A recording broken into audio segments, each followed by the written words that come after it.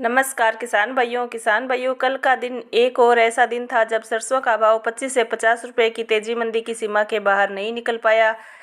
ज़्यादातर मंडियों के भाव सीमित दायरे में ही कामकाज करते दिखाई दिए, लेकिन कल के बाजार की दो चार बातें ऐसी ही रही जो कि आने वाले समय में बाजार की चाल को प्रभावित कर सकती है। कुछ घटक ऐसे बन रहे हैं जो इस सीमित दायरे को तोड़कर सरसों के भाव को ऊपर की तरफ धकेल सकते हैं।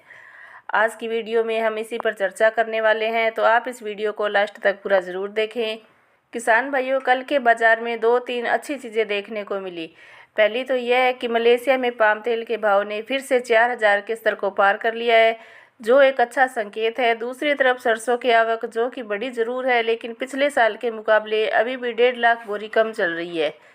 पिछले साल 23 जुलाई को 5,25,000 बोरी सरसों की आवक हुई थी, जो कि अब 3.5 लाख के आंकड़े को पार नहीं कर रही है।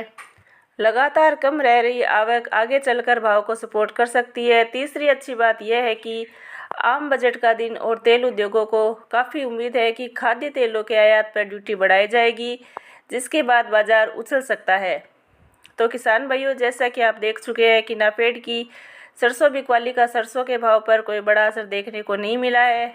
DHD न्यूज़ पर हमने इस रुझान के बारे में पहले ही बता दिया था। अब बाजार की स्थिति यह है कि विदेशी बाज़ारों में तेज़ी है, सरसों की आवक में कोई बड़ी बढ़ोतरी नहीं दिख रही है और नाफेड की बिक्री का कोई असर बाजार पर नहीं दिख रहा है। इसके अलावा उम्मीद लगाई जा रही है कि आज बजट में अगर खाद्य तेलों पर ड्यूटी लगाने की अगर घोषणा होती है तो निश्चित रूप से सरसों के भाव में 200 से 300 रुपये का उछाल जल्दी ही देखने को मिल सकता है।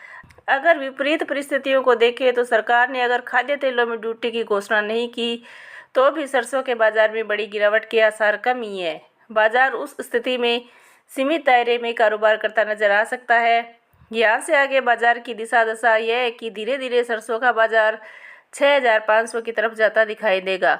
बाजार को प्रभावित करने वाले सभी घटक भविष्य की घटनाओं पर आधारित है और भविष्य कभी भी बदल सकता है।